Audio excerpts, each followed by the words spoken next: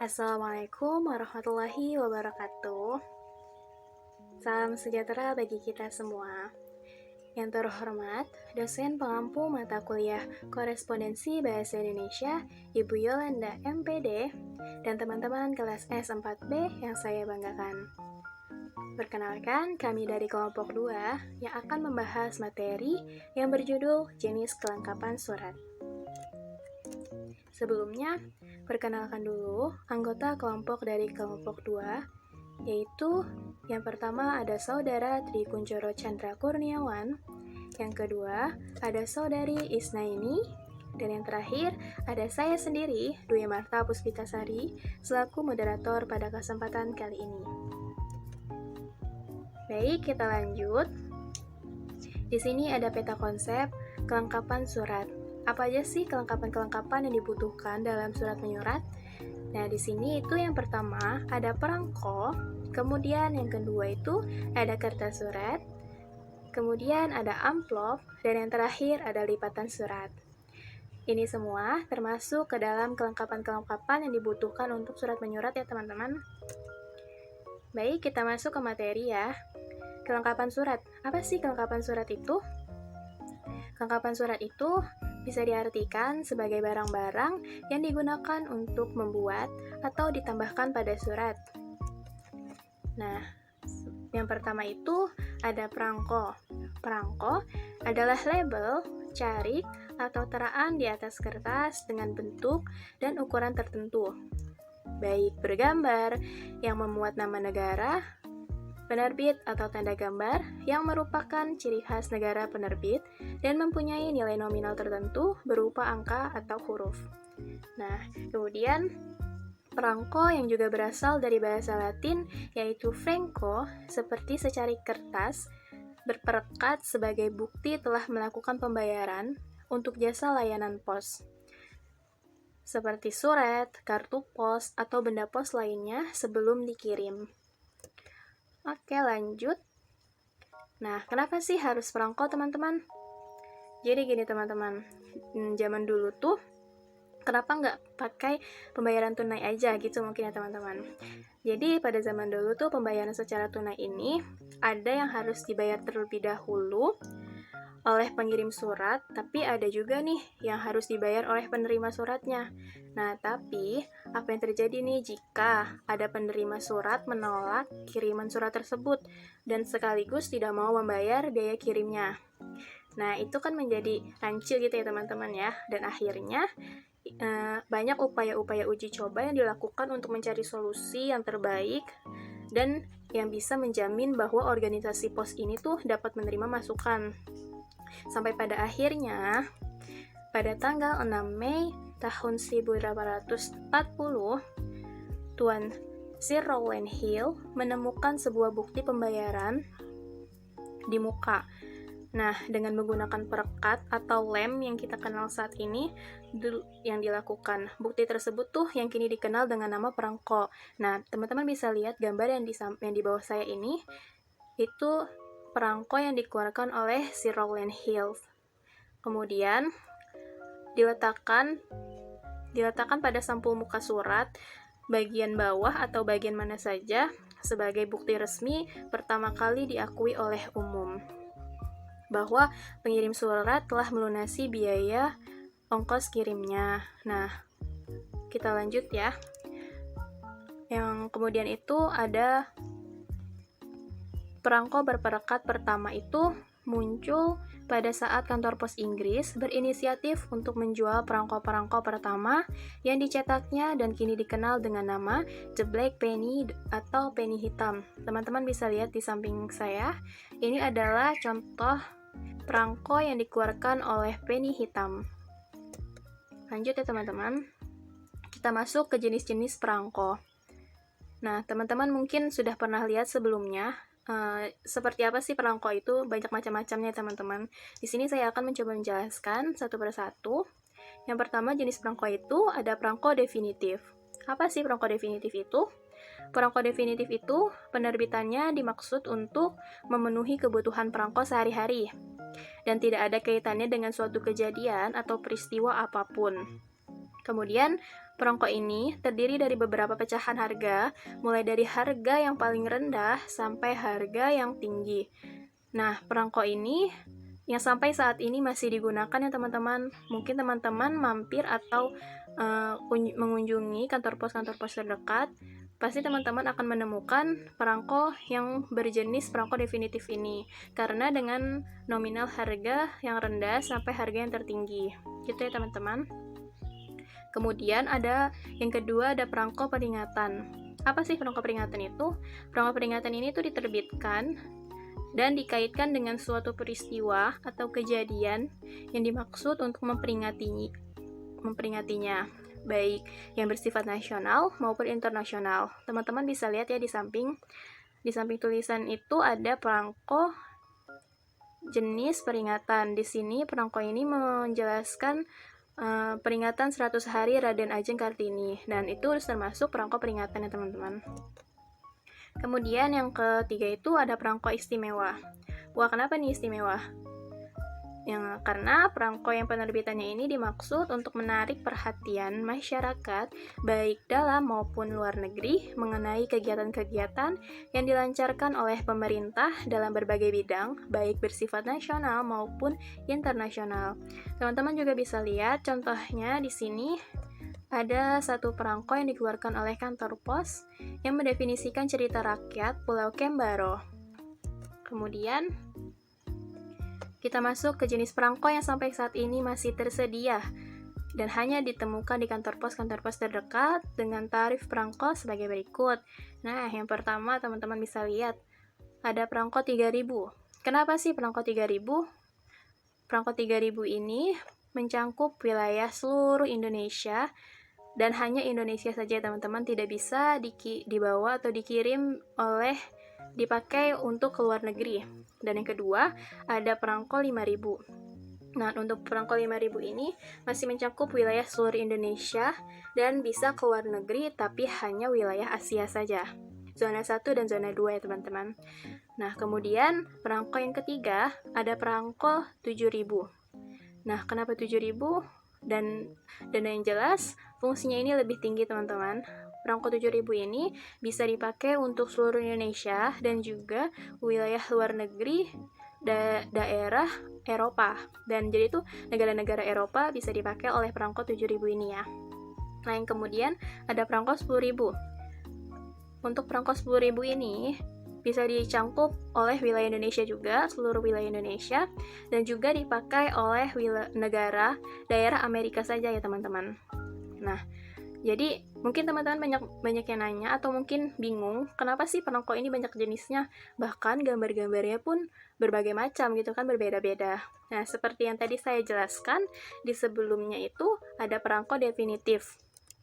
Teman-teman bisa cek kembali perangko definitif itu apa, perangko yang dipakai oleh kebutuhan sehari-hari dan tidak disangkut pautkan atau tidak ada kaitannya dengan kejadian apapun. Nah, ini yang saya bilang. Jadi tidak ada kaitan sama sekali, jadi sesuai ketentuan oleh kantor pos mau mencetak perangko jenis apa saja. Itu ya teman-teman. Lanjut ya. Kemudian ada tradisi menggunakan perangko dan menulis surat sudah kalah saing dengan teknologi pesan pendek. Nah, padahal bisa dijadikan media untuk mengenal perjalanan sejarah sebuah bangsa loh. Ya kan teman-teman? Nah, apakah saat ini masih banyak yang menggunakan perangko sebagai alat pengiriman surat? Apalagi di zaman saat ini, kita hidup dalam komunikasi internet, seperti WhatsApp, Facebook, atau mungkin media-media sosial lainnya. Kenapa sih zaman sekarang tuh sudah jarang banget ditemui ya? Tapi enggak juga teman-teman. Kalau teman-teman mampir ke kantor pos, pasti teman-teman akan ditawari perangko-perangko yang berjenis yang tadi sudah saya jelaskan sebelumnya, ada yang 5000, 3000, 7000. Dan itu masih banyak stok yang disediakan oleh kantor pos. Dan bukan hanya untuk pengiriman surat saja, bahkan dari sebagian masyarakat pun hanya ingin mengoleksi perangko-perangko yang saat ini sudah jarang dipergunakan ya teman-teman, karena dari gambarnya yang sangat menarik dan itu bisa membuat masyarakat itu tertarik gitu teman-teman. Jadi kalau dibilang kenapa, kita kan sudah hidup di zaman yang serba internasional, yang serba ada gitu, tapi padahal di saat ini juga perangko itu masih sangat bermanfaat teman-teman, gitu ya teman-teman. Dan yang kedua ada kertas surat. Nah, untuk kertas surat ini akan dijelaskan oleh rekan saya Isna ini. Untuk waktu dan tempat saya persilahkan. Yang kedua ada kertas surat. Kertas surat, kertas yang digunakan untuk menulis surat. Kertas yang digunakan haruslah kertas yang berkualitas baik. Hal ini mengingat surat diarsip untuk jangka waktu yang lama. Jadi kertas surat haruslah kertas yang tahan lama. Apa saja sih penggunaan kertas yang dipakai dalam penyuratan? Ada 4 jenis kertas yang dipakai dalam penyuratan. Yang pertama ada kertas HVS dengan berat 60-80 gram. Kertas ini biasanya digunakan untuk menulis surat biasa, baik asli maupun kopi. Dan yang kedua ada kertas Durslek tipis. Biasanya digunakan untuk surat-surat kopi tanda bukti seperti faktur dan tanda terima. Yang ketiga ada kertas segel, digunakan untuk membuat surat perjanjian dan akta.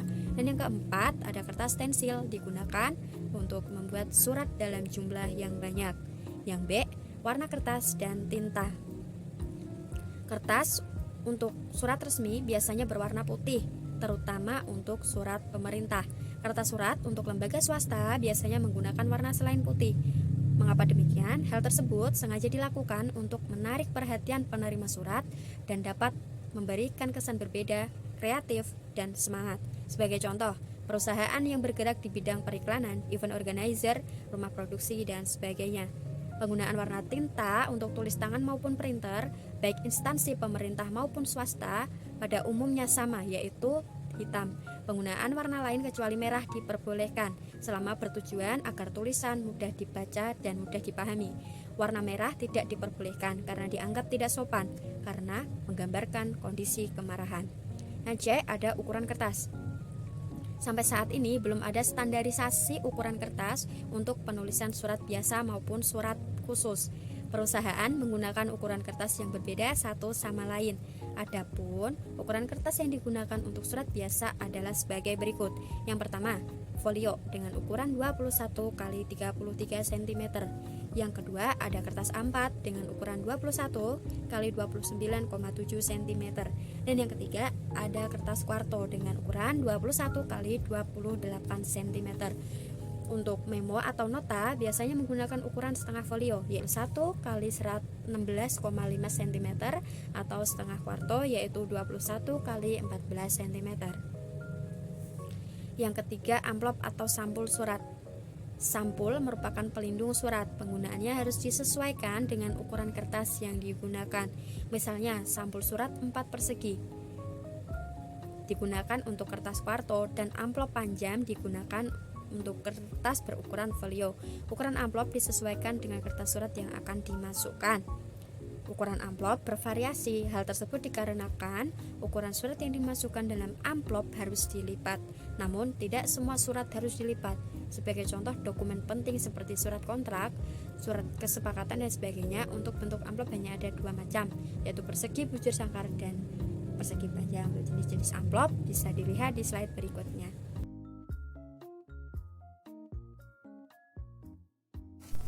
Selanjutnya ada jenis-jenis amplop surat.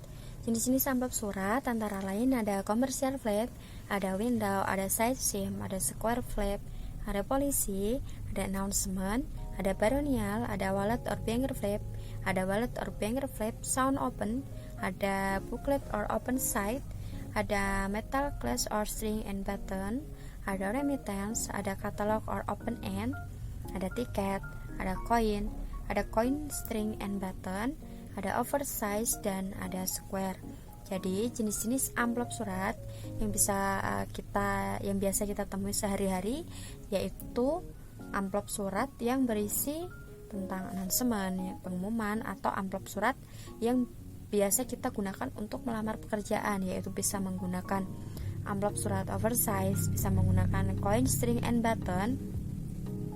Dan yang terakhir yaitu amplop baronial yang biasa kita gunakan untuk amplop putih. Biasa dulu kita pakai untuk surat izin sakit ketika sekolah waktu itu. Terus amplop announcement kita biasa isinya berisi pengumuman gitu.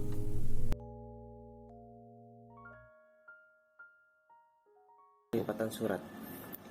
Setelah membuat surat dan sebelum akan dikirim, kita harus melipatnya terlebih dahulu untuk dapat memasukkan surat tersebut ke dalam amplop. Surat yang entah itu ditulis ataupun ditik dengan bagus dan rapi bisa jadi kehilangan penampilannya yang menarik jika kita kurang pandai dan berhati-hati saat akan melipat dan memasukkannya ke dalam amplop. Sebelum surat akan dikirim kepada pihak yang akan dituju, surat tersebut terlebih dahulu perlu dilipat. Melipat surat merupakan hal yang begitu penting gunanya agar surat terlihat rapi dan memudahkannya saat akan dimasukkan ke dalam amplop. Dalam hal surat menyurat, entah itu untuk surat dinas, surat niaga, cara melipatnya pun tidak boleh dilakukan secara sembarangan. Melipat surat atau membuat bentuk surat harus mengacu pada dasar-dasar tertentu yang dianggap resmi. Jadi, mengetahui beberapa macam cara melipat surat merupakan hal yang begitu penting, terutama untuk orang yang bekerja dalam instansi dinas ataupun swasta yang tugasnya mengurusi kegiatan surat menyurat. Berikutnya saya akan menjelaskan tentang macam-macam model lipatan surat. Yang pertama, lipatan baku. Lipatan kertas jenis baku adalah jenis lipatan surat yang paling umum digunakan. Cara melipat jenis baku, kertas dibagi menjadi 3 bagian sama besar. Bagian 1, 2, dan 3. Lalu dilipat dengan posisi bagian 1 dan bagian 3 semuanya dilipat ke arah bagian 2. Berikutnya, lipatan setengah baku. Lipatan kertas surat jenis setengah baku adalah variasi dari lipatan surat bentuk baku. Perbedaan terletak pada bagian lipatan atasnya saja. Cara melipat jenis setengah baku, kertas dibagi menjadi 3 bagian. 2 bagian sama besar dan 1 bagian lebih kecil. Kemudian kertas dilipat. Berikutnya, lipatan akordion. Lipatan surat jenis akordion adalah variasi lain dari lipatan surat bentuk baku. Cara melipat surat jenis akordion, kertas dibagi menjadi 3 bagian sama besar. Bagian 1, 2, dan 3. Kemudian bagian 1 dilipat ke atas dan bagian 3 dilipat ke bawah. Berikutnya, lipatan semi akordion. Lipatan surat jenis semi akordion adalah variasi lain dari lipatan surat bentuk baku. Cara melipat jenis semi akordion, kertas dibagi menjadi 3 bagian. Bagian 1 dan 2 sama besar, dan bagian 3 lebih kecil. Bagian 1 dilipat ke atas dan bagian 3 dilipat ke bawah. Berikutnya, lipatan tunggal. Lipatan kertas jenis tunggal adalah jenis lipatan kertas yang paling sederhana serta paling mudah dibuat, karena hanya dengan membagi kertas surat menjadi 2 bagian yang sama panjang kemudian dilipat. Cara melipat jenis tunggal, kertas dibagi 2 bagian sama besar lalu dilipat. Berikutnya, lipatan ganda atau parallel double fold. Lipatan kertas surat jenis ganda juga adalah jenis lipatan yang mudah untuk dibuat, karena hanya meneruskan lipatan sekali lagi setelah lipatan tunggal. Cara melipat jenis ganda, kertas dibagi 2 sama besar kemudian dilipat. Lipatan yang pertama. Lipatan pertama dibagi 2 sama besar kemudian dilipat lipatan kedua. Yang berikutnya, lipatan Perancis. Lipatan kertas jenis Perancis sering digunakan untuk surat-surat niaga. Tetapi sekarang banyak surat-surat dinas yang menggunakan jenis lipatan kertas surat yang semula yang merupakan lipatan kertas surat yang digunakan oleh raja dan kaum bangsawan Eropa tersebut. Cara melipat jenis Perancis yaitu kertas dibagi dua bagian sama besar kemudian dilipat. Lipatan pertama. Lipatan pertama dilipat kembali sama besar sehingga menghasilkan lipatan kedua. Yang berikutnya, lipatan baron. Lipatan jenis baron digunakan untuk surat-surat dinas atau surat yang menggunakan amplop atau sampul yang panjang. Karena panjang lipatan ini melebihi sampul atau amplop ukuran pendek. Cara melipat jenis baron, kertas dibagi 2 bagian sama besar kemudian dilipat. Lipatan pertama. Kemudian lipatan pertama dibagi 3 sama besar. Bagian pertama, kedua, dan ketiga. Bagian pertama dilipat ke kiri dan bagian kedua dilipat ke kanan. Saya akan menjelaskan tata cara melipat surat berdasarkan jenisnya. Yang pertama, lipatan baku. Lipatan baku yaitu lipatan pertama dan lipatan ketiga lipat di lipatan kedua. Yang kedua, lipatan setengah baku. Lipatan setengah baku itu lipatan pertama lebih kecil, lipatan kedua dan ketiga sama besar. Yang berikutnya, lipatan akordion. Dibagi menjadi 3 lipatan. lipatan pertama, kedua, dan ketiga sama besar. Yang berikutnya lipatan setengah akordion, yaitu lipatan pertama dan kedua sama besar, dan lipatan ketiga lebih kecil. Ya, seperti ini. Lipatan tunggal dibagi menjadi dua lipatan yang sama besar. Lipatan ganda paralel dibagi menjadi 4 lipatan yang sama besar. Lipatan model Perancis dibagi menjadi 2 lipatan sama besar, kemudian kita lipat lagi. Lipatan model Baron kita bagi menjadi 2 lipatan, kemudian kita lipat lagi menjadi 3 lipatan. Baik, gimana teman-teman? Sudah dilihat ya video cara melipat surat yang baik di sebelumnya? Semoga teman-teman dapat terbantu dan juga bisa melakukan kegiatan cara melipat surat ini dalam surat menyurat. Kemudian, saya akan mencoba menyimpulkan materi yang kami sampaikan pada hari ini, yaitu perangko adalah label, carik atau teraan di atas kertas dengan bentuk dan ukuran tertentu, baik bergambar maupun tidak bergambar, yang memuat nama negara penerbit atau tanda gambar yang merupakan ciri khas negara penerbit dan mempunyai nilai nominal tertentu berupa angka atau huruf. Perangko istimewa, perangko yang penerbitannya dimaksudkan untuk menarik perhatian masyarakat, baik dalam maupun di luar negeri, mengenai kegiatan-kegiatan yang dilancarkan oleh pemerintah dalam berbagai bidang, baik bersifat nasional maupun internasional. Tradisi menggunakan perangko dan menulis surat sudah kalah bersaing dengan teknologi pesan pendek. Kemudian, kertas surat, kertas yang digunakan untuk menulis surat. Warna kertas dan tinta kertas untuk surat resmi biasanya berwarna putih, terutama untuk surat pemerintah. Lalu ada lipatan surat. Setelah membuat surat dan sebelum akan dikirimnya, kita harus melipatnya terlebih dahulu untuk dapat memasukkan surat tersebut ke dalam amplop. Jadi, mengetahui beberapa macam cara melipat surat merupakan hal begitu penting, terutama untuk orang yang bekerja dalam instansi dinas ataupun swasta yang tugasnya mengurusi kegiatan surat menyurat. Baik, alhamdulillah kita sudah sampai pada tahap akhir presentasi kali ini. Sebelumnya, saya mengucapkan terima kasih kepada Ibu Yolanda dan teman-teman kelas S4B yang sudah meluangkan waktunya untuk mendengarkan materi yang kami sampaikan. Dan juga, kami memohon maaf jika ada salah kata dan ucapan, karena manusia tak luput dari salah. Sebelumnya, izinkan kami mengutip kata mutiara dari Saint Patrick Flannery, yaitu, lakukan sesuatu yang membuat dirimu bahagia di masa depan, dan berterima kasihlah kepada dirimu yang sekarang. Baik, Assalamualaikum warahmatullahi wabarakatuh.